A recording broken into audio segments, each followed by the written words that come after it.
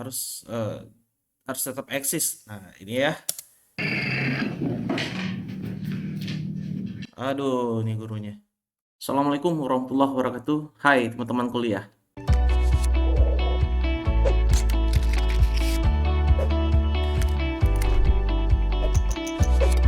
Semoga dalam keadaan sehat dan selalu bersemangat. Pada video kali ini kita akan membahas tentang kode etik profesi. Jadi sebelum kita masuk pembahasan kode etik profesi, kita lihat sebentar video ya tentang pelanggaran dari kode etik profesi. Sebelumnya ini saya ambil video YouTube-nya Nabila Alaini, diposting tahun 2018. Ini dari Bandung ya, dari UPI. Warahmatullahi wabarakatuh. Perkenalkan, nama saya Nabila Alaini.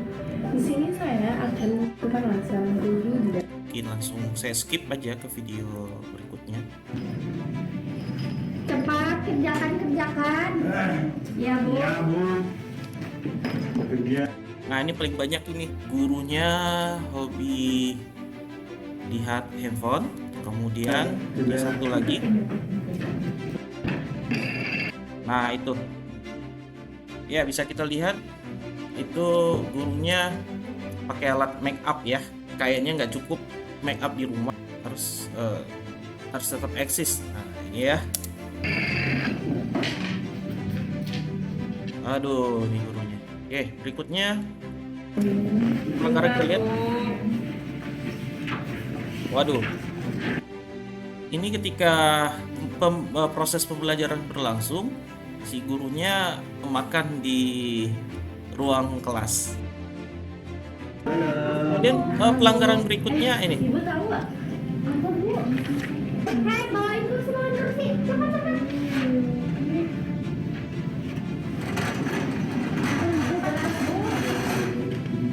Makasih. Nah, itu dia. Si gurunya gosip. Kemudian gurunya ngobrol, arisan kemarin iuran di sekolah udah bayar belum? Akhirnya ngobrol mereka, kemudian kelas terabaikan. Ini salah satu pelanggaran juga ya.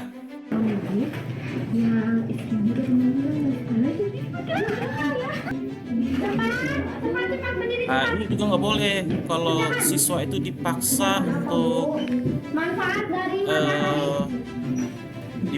yang benar tulisnya gimana? menjawab Iya, Bu. pertanyaan yang dipapat tulis tanpa menanya dulu apakah mahasiswanya memahami atau enggak. Kamu itu tulisannya jelek sekali, Gina. Belajar nulis lagi ya di rumah. Nah, boleh sih kalau guru memanggil siswanya, mungkin siswanya habis berkelakar, habis ribut, kemudian kita panggil ke depan supaya dia aktif, dan kita suruh untuk menjawab pertanyaan di papan tulis. Tapi kalau misalnya mahasiswanya tidak bisa menjawab, kita bantu untuk menjawab. Jadi kita ajarkan ya, kita bimbing. Itu yang lebih baik daripada kita sudah menyuruh ke depan terus kita marah-marahin kemudian kita bully. Itu beberapa pelanggaran yang harus dihindari oleh seorang guru, apalagi ini guru TI ya. Kemarin Bapak ngasih PR ya kepada kalian? Iya, Pak. Coba, siapa yang tidak mengerjakan PR? Pak. Kenapa kamu tidak mengerjakan PR? Lupa dulu Pak. Coba ke depan. Coba yang lain perhatikan nih. Teman kalian ada yang tidak mengerjakan PR. Untuk hukumannya, coba tangan kamu. Kalau kamu tidak mengerjakan PR lagi, nanti hukumannya lebih berat ya.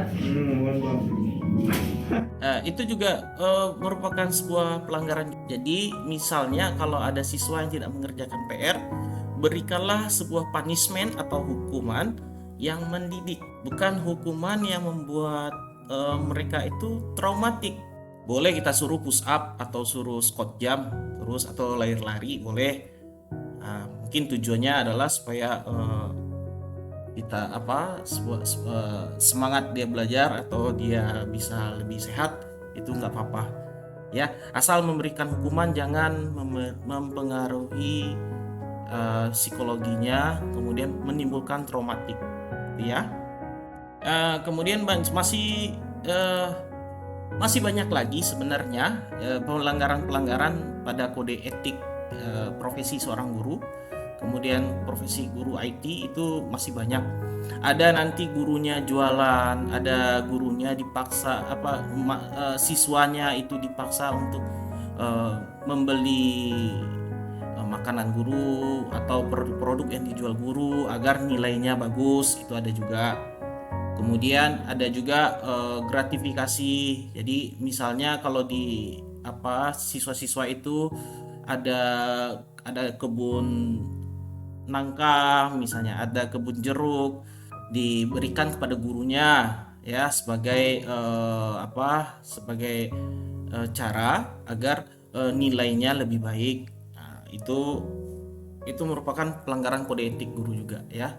Jadi jangan sesekali guru menerima gratifikasi ya, yang tujuannya adalah untuk menaikkan nilai siswanya, kemudian memudahkan urusan siswanya. Itu merupakan salah satu pelanggaran kode etik. Setelah itu kita akan lihat kode etik profesi guru itu apa gitu ya. Inilah kode etik guru Indonesia. Saya lihat ini punyanya Agus Diansyah.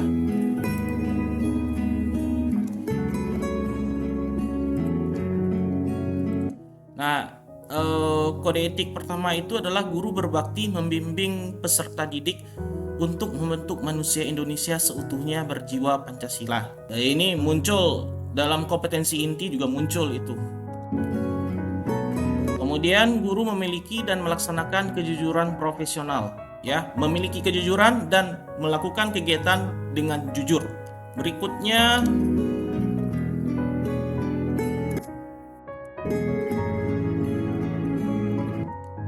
guru berusaha memperoleh informasi tentang peserta didik sebagai bahan melakukan bimbingan dan pembinaan. Yang keempat adalah guru menciptakan suasana sekolah sebaik-baiknya yang menunjang berhasilnya proses belajar mengajar. Nah, kemudian di sini bisa kita lihat guru memelihara hubungan baik dengan orang tua murid dan masyarakat sekitarnya untuk membina peran serta tanggung jawab bersama terhadap pendidikan. Nah, pada kode etik ini gurunya harus memiliki hubungan yang baik dengan orang tua. Kan banyak ya guru-guru tidak membina hubungan baik dengan orang tua. Akhirnya ketika siswa merasa diintimidasi oleh gurunya atau siswa merasa tersinggung dengan gurunya, kemudian siswa itu melapor kepada orang tua dan orang tua langsung melabrak guru-gurunya. Ya, mungkin bisa jadi diperkarakan gurunya. Nah, ini bisa terhindar kalau guru dengan orang tua memelihara silaturahim atau memiliki hubungan baik antar sesamanya. Itu dia ya.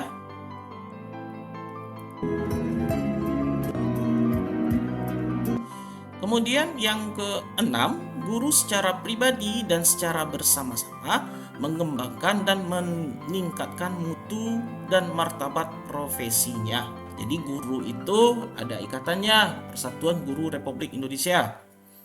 Jadi secara pribadi dan secara bersama-sama mengembangkan dan meningkatkan mutu.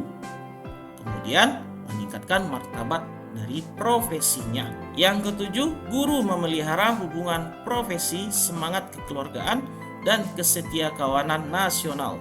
Yang kedelapan, guru secara bersama-sama memelihara dan meningkatkan mutu organisasi PGRI sebagai sarana perjuangan dan pengabdian. Kemudian yang kesembilan, guru melaksanakan segala kebijakan pemerintah dalam bidang pendidikan. Itulah kode etik guru yang harus dipahami oleh mahasiswa, dan dari beberapa poin tadi itulah yang akan diemban. Itu bagi kode etik guru Indonesia. Jadi kalau kalian nanti menjadi guru TI, Nah, itulah kode etik yang harus dijalankan dalam kehidupan sehari-hari dan kehidupan berprofesinya. Kita langsung masuk ke materi ya. Oke, berikutnya kita akan membahas kode etik profesi. Kode etik profesi. Kode etik profesi merupakan sarana untuk membantu para pelaksana sebagai seseorang yang profesional supaya tidak dapat merusak etika profesi. Jadi bisa dijelaskan di sini ya, sarana untuk membantu para pelaksana, sarana untuk membantu para guru TI sebagai seseorang yang profesional. Ada 3 hal pokok yang merupakan fungsi dari kode etik profesi. Kode etik profesi merupakan pedoman bagi setiap anggota profesi tentang prinsip profesionalitas yang digariskan. Maksudnya bahwa dengan kode etik profesi, pelaksana profesi mampu mengetahui suatu hal yang boleh dia lakukan dan yang tidak boleh dia lakukan. Gitu ya. Kemudian yang kedua, kode etik profesi merupakan sarana kontrol sosial bagi masyarakat atas profesi yang bersangkutan. Jadi ini merupakan sarana kontrol sosial bagi masyarakat. Jadi masyarakat bisa melihat gurunya melakukan kegiatan secara profesional. Kemudian nanti masyarakat bisa memonitoring, kemudian memberikan controlling, ya, apakah gurunya melakukan kegiatan profesional itu sesuai dengan koridornya atau tidak. Ya, jadi maksudnya etika profesi dapat memberikan suatu pengetahuan kepada masyarakat. Jadi masyarakatnya tahu agar juga dapat memahami artinya pentingnya suatu profesi. Kemudian yang ketiga, kode etik profesi mencegah campur tangan pihak di luar organisasi tentang hubungan etika dan keanggotaan profesi. Jadi menghindari intervensinya organisasi profesi lainnya. Berikutnya kita membahas tentang tanggung jawab profesi yang lebih spesifik. Ya, tanggung jawab profesi yang lebih spesifik itu adalah mencapai kualitas yang tinggi dan efektivitas baik dalam proses maupun produk hasil kerja profesional. Setelah itu menjaga kompetensi sebagai profesional. Setelah itu mengetahui dan menghormati adanya hukum yang berhubungan dengan kerja yang profesional. Nah, tanggung jawab berikutnya adalah menghormati perjanjian, persetujuan, dan menunjukkan tanggung jawab. Itu dia tanggung jawab profesi yang lebih spesifik. Setelah tadi kita melihat sebuah video ya, video kode etik guru Indonesia, beberapa profesi yang dibahas pada perkuliahan online ini, pada video ini kita juga membahas tentang kode etik seorang profesional teknologi informasi. Apa itu tanggung jawab dari kode etik kode etik seorang profesional teknologi informasi? Kita bahas sedikit. Dalam lingkup teknologi informasi, kode etik profesinya memuat kajian ilmiah mengenai prinsip dan norma-norma dalam kaitan berhubungan antara profesional atau developer TI dengan klien, antara para profesional sendiri atau antara organisasi profesi serta organisasi profesi dengan pemerintah.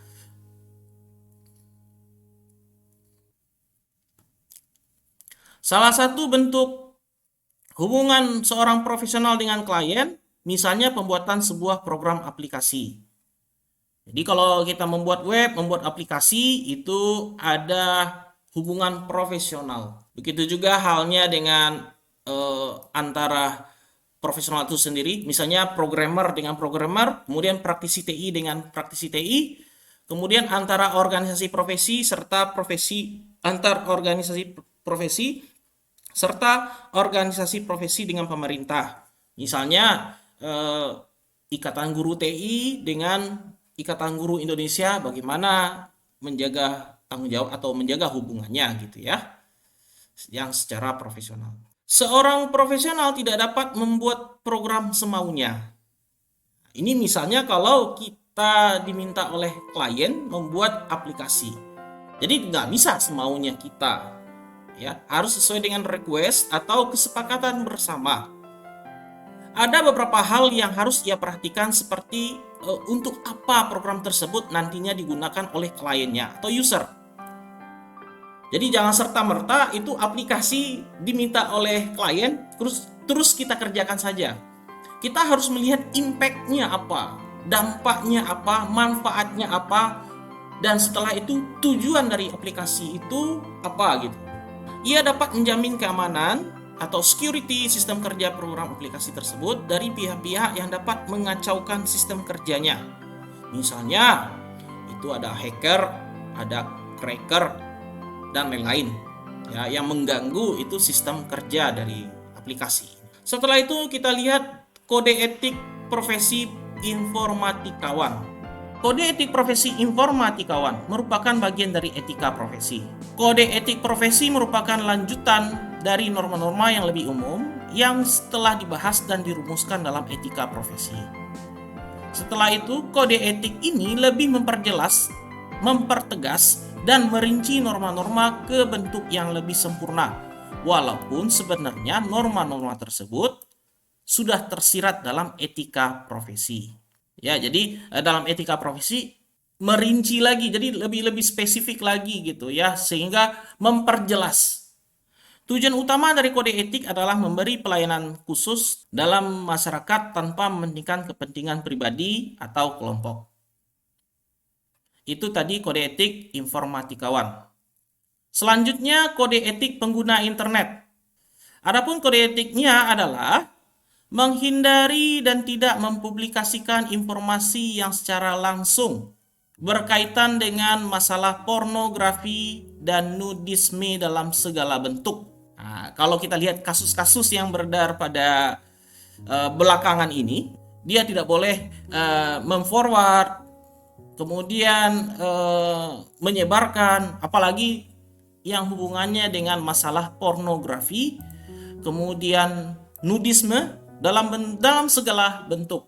Berikutnya, menghindari dan tidak mempublikasikan informasi yang memiliki tendensi menyinggung secara langsung. Informasi untuk membuli, untuk menghujat, itu dihindari. Kita melihat itu banyak sekali bullying yang terjadi di dunia maya. Kemudian sara nggak boleh ya, suku, agama, dan ras. Termasuk di dalamnya usaha penghinaan, pelecehan, pendiskreditan, penyiksaan, serta segala bentuk hak atas perseorangan, kelompok, lembaga, dan institusi lain. Setelah itu, menghindari dan tidak mempublikasikan informasi yang berisi instruksi untuk melakukan perbuatan melawan hukum positif di Indonesia. Jadi hukum positif kita di Indonesia itu hukum pidana, hukum perdata itu tidak dilanggar. Setelah itu, tidak menampilkan segala bentuk eksploitasi terhadap anak-anak di bawah umur. Mempublikasikan gambar seorang anak kecil saja untuk bekerja itu sebenarnya tidak boleh gitu. Anak kecil disuruh angkat air, disuruh bekerja, disuruh pokoknya melakukan aktivitas yang ekstrim, apalagi itu juga tidak boleh. Tidak mempublikasikan dan atau saling bertukar materi informasi yang memiliki korelasi terhadap kegiatan pirating, hacking, dan cracking. Misalnya kode curang agar ujian online ini lolos. Ya, nah itu. Kemudian pokoknya informasi gitu ya, hacker, cracking, pirating itu tidak diperbolehkan. Bila mempergunakan skrip, program, tulisan, gambar, foto, animasi, suara, atau bentuk materi dan informasi lainnya yang bukan hasil karya sendiri, harus mencantumkan identitas sumber, pemilik hak cipta, bila ada, dan bersedia melakukan pencabutan bila ada yang mengajukan keberatan. Nah, jadi kalau ada yang keberatan copyright ya, itu dihindari. Seperti halnya ini, saya mengambil video ini, saya selalu menyertakan sumbernya dari mana. Ya, kalau di sini kita lihat sumbernya itu Agustiansyah. Saya mereact videonya, kemudian saya men-share, tapi saya tidak melihat keseluruhan ya, jadi saya skip. Jadi poin-poin yang penting saja yang saya jelaskan. Kemudian tidak menggunakan dan melakukan serangan teknis terhadap produk, sumber daya, dan peralatan yang dimiliki oleh pihak lain. Kemudian menghormati etika dan segala macam peraturan yang berlaku di masyarakat internet umumnya dan bertanggung jawab sepenuhnya terhadap segala muatan dan isi situsnya. Untuk kasus pelanggaran yang dilakukan oleh pengelola, anggota dapat melakukan teguran secara langsung. Setelah itu, yang kita bahas adalah potensi-potensi kerugian yang disebabkan pemanfaatan teknologi informasi tersebut secara kurang tepat. Yang pertama, rasa ketakutan. Ya, inilah potensi kerugian yang disebabkan oleh pemanfaatan TI yang kurang tepat. Yang pertama itu adalah rasa ketakutan. Banyak orang mencoba menghindari pemakaian komputer karena takut merusakkan. Ya, yang nggak tahu misalnya menggunakan men-shutdown komputernya, kemudian loginnya di aplikasi itu bagaimana, ada rasa ketakutan. Atau takut kehilangan kontrol, atau secara umum takut menghadapi sesuatu yang baru. Ketakutan akan kehilangan data, atau harus diinstal ulang sistem program, menjadikan pengguna makin memiliki rasa ketakutan ini. Setelahnya adalah keterasingan. Pengguna komputer cenderung mengisolir dirinya. Dengan kata lain, menaikkan jumlah waktu pemakaian komputer akan juga membuat mereka makin terisolir. Jadi menggunakan komputer ini kadang-kadang mereka merasa terasing. Golongan miskin informasi dan minoritas. Akses kepada sumber daya informasi juga terjadi ketidakkeseimbangan di tangan pemilik kekayaan dan komunitas yang mapan. Berikutnya potensinya adalah pentingnya individu. Organisasi besar menjadi makin impersonal sebab biaya untuk menangani kasus khusus pribadi satu persatu menjadi semakin tinggi. Setelah itu tingkat kompleksitas secara kecepatan yang sudah tak dapat ditangani. Sistem yang dikembangkan dengan birokrasi komputer begitu kompleks dan cepat berubah sehingga sangat sulit bagi individu untuk mengikuti dan membuat pilihan. Tingkat kompleksitas ini menjadi makin tinggi dan sulit ditangani. Karena dengan makin tertutupnya sistem data, makin besarnya ukuran sistem. Contohnya, program Microsoft Windows 2000 yang baru diluncurkan memiliki program sekitar 60 juta baris, hingga proses pengkajian demi kepentingan publik makin sulit dilakukan. Itu Microsoft Windows 2000. Kemudian nanti ada Microsoft Windows Vista, Microsoft Windows 7, XP gitu ya. Jadi semakin banyak aplikasi yang diluncurkan, kemudian proses pengkajian kepentingan publik makin sulit untuk dilakukan. Ya, sekarang itu dari Windows 8 aja ke Windows 10 pengkajiannya belum selesai-selesai. Nah, ini yang terjadi. Kemudian makin rentannya organisasi. Suatu organisasi yang bergantung pada teknologi yang kompleks cenderung akan menjadi lebih ringkih. Ya, metode seperti third party testing harus makin dimanfaatkan. Kemudian dilanggarnya privacy. Nah, dengan adanya ketersediaan pengambilan data yang sangat canggih memungkinkan terjadinya pelanggaran privasi dengan mudah dan cepat. Ini yang harus banyak dibahas gitu ya, pelanggaran privasi. Saya nggak tahu itu apakah aplikasi jejaring sosial yang marak saat ini, ya, apakah privasi kita itu dijamin? Ya, saya sering sekali itu ketika data saya itu diketahui, misalnya yang diketahui itu nama, alamat saya, tanggal lahir saya, kemudian saya ditelepon. Kemudian mereka menyatakan diri mereka itu adalah seorang dari asuransi. Saya ditelepon oleh pihak asuransi, terus saya ditanya apakah ini benar dengan Bapak Andika, tempat lahirnya di sini, umurnya segini, memiliki rekening di perusahaan perbankan ini. Nah, mereka udah tahu, tapi saya juga heran kenapa mereka tahu data itu. Ini saya yang masih kita ragukan. Saya juga ragu juga ini Microsoft Windows seperti laptop yang kita gunakan, apakah datanya sampai ke Amerika sana atau enggak. Berikutnya, pengangguran dan pemindahan kerja. Biasanya ketika suatu sistem otomasi diterapkan, produktivitas dan jumlah tempat pekerjaan secara keseluruhan meningkat. Akan tetapi beberapa jenis pekerjaan seperti makin kurang nilainya dan bahkan dihilangkan. Ya, ini banyak ya, jadi sering terjadi itu pemindahan dan pengangguran karena seluruh pekerjaan sudah dialihkan kepada aplikasi teknologi informasi. Kemudian kurang tanggung jawab profesi. Jadi kurangnya tanggung jawab organisasi yang tak bermuka hanya diperoleh kontak elektronik saja. Banyak itu organisasi. Mungkin memberikan respon yang kurang personal dan sering melemparkan tanggung jawab dari permasalahan. Setelah itu kaburnya citra manusia. Kehadiran terminal pintar atau intelligent terminal, artificial intelligence itu ada juga, mesin pintar, ya, intelligent machine, dan sistem pakar telah menghasilkan persepsi yang salah pada banyak orang. Baik, berikutnya adalah pendekatan dan analisis masalah dalam etika profesi IT. Apa saja pendekatannya? Baik, akan kita bahas ya. Yang pertama itu adalah pendekatan The Golden Rule. Lakukan kepada orang-orang lain seperti apa yang kamu inginkan. Mereka melakukannya kepadamu. Setelah itu pendekatan Immanuel Kant, kategorial imperatif. Pendekatan ini menjelaskan jika suatu tindakan tidak benar untuk dilakukan oleh setiap orang, maka itu juga tidak benar untuk setiap orang lainnya. Nah, ini pendekatan dari Immanuel Kant. Berikutnya pendekatan utilitarian principle. Memberikan sebuah makna, ambillah tindakan yang akan memberikan nilai lebih tinggi atau yang lebih besar. Kemudian pendekatan selanjutnya adalah pendekatan risk aversion principle.